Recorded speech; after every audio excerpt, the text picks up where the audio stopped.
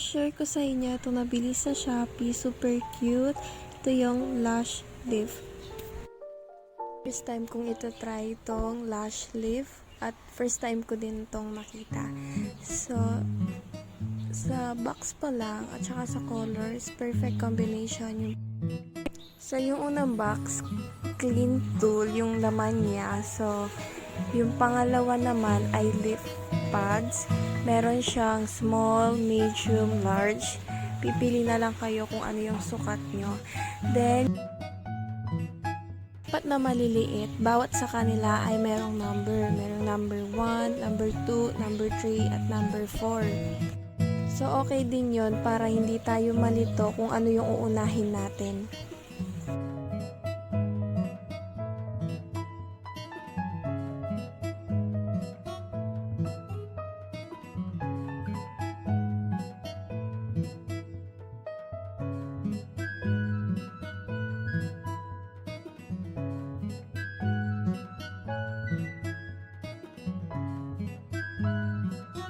Ito yung false lashes glue. Ito yung gagamitin natin para madikit yung lip pads. Yung clean tool, papakita ko sa inyo mamaya kung paano ito gamitin. Next naman ay ang lip pads. Meron siyang different size. Meron siyang small, medium, medium 1, medium 2, at large size. Meron siyang 5 pairs.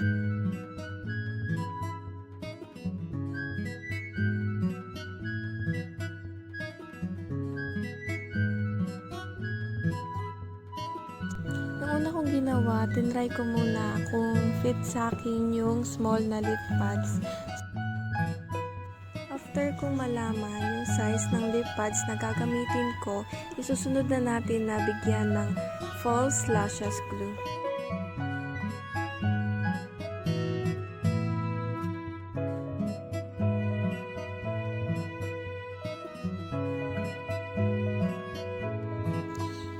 So first, bago nyo ilagay yung lip pads, bigyan nyo na kaagad ng glue. Ito nga yun yung false lashes glue. Pagkatapos natin malagyan ng glue, gamitin na natin yung clean tool. Ito siya. So, ito yung panggamit natin pang-angat ng pilik mata natin.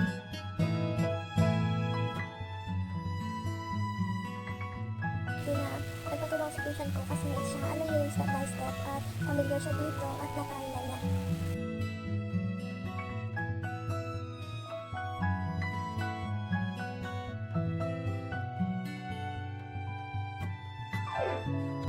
Pagkatapos nun, ilagay na natin yung solution number 1, yung pang-burn. Tapos ilagay yung solution number 1, takpan na natin ng plastic.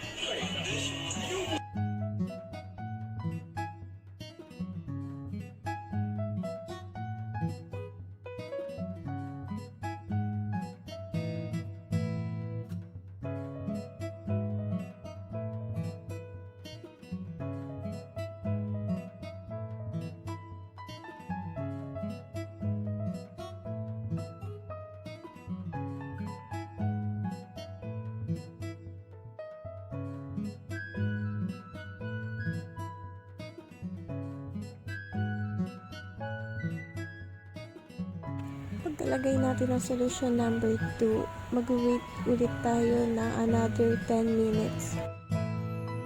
Huwag niyong kalimutan takpan ng plastic.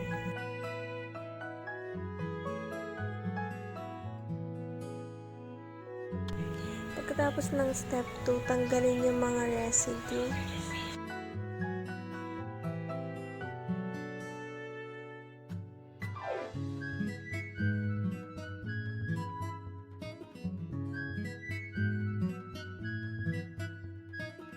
Ilalagay na dito yung solution number 3.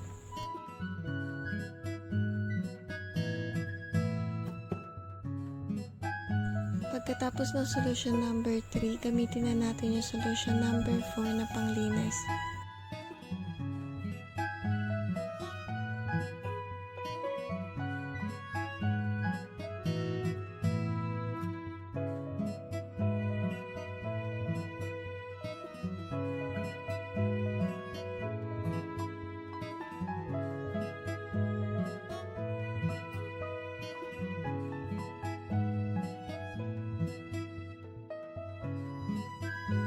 Para mas ma-appreciate nyo, dahil yung sa akin kasi super ikli, kaya tinry namin to sa pinsan ko.